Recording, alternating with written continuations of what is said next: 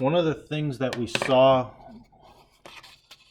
is that there are some scenarios where you have to start to think about whether the object's weight is contributing to the torque on it.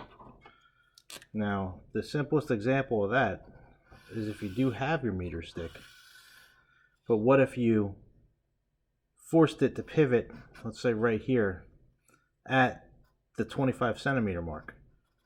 Now the center of mass is over here at the 50 centimeter mark, and there's no doubt that this thing would rotate like this because there's more weight on the right side than on the left side.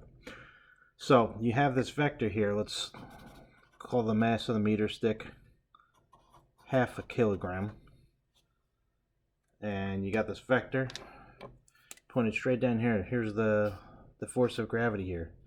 It would be 0.5 times 9.81, which is 4.905 newtons down that way. That's going to cause it to rotate clockwise. What we could do is we can use a counterweight to balance this out. So you could easily take a 1 kilogram weight and put it somewhere else and see what ends up happening. Actually, maybe we'll do a 2 kilogram weight. Now, I don't really know where this is supposed to be. The only thing I would know is it would have to be on this side. And we'll just balance out the torques here. Here's a positive torque. This is a negative torque. We want them balanced out. So you want the net torque to be equal to 0. And if you look at the positive one, it would be 2 times 9.81. That would be a 19.62 Newton force down that way. So, right in our force, 19.62.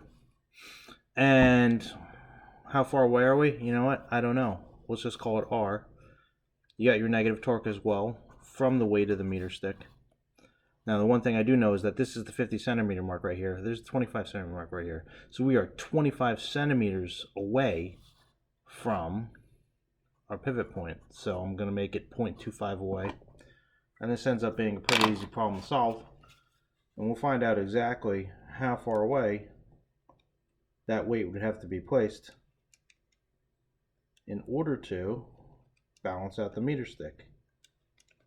So, solving for R, here's what I get. I get an R value of 0.0625 meters. Now that's about 6.25 centimeters to the left of it. So this picture right here probably doesn't do it much justice. What we should have is that this should be actually closer to the pivot. I'm guessing somewhere around there, and then it would be nice and balanced.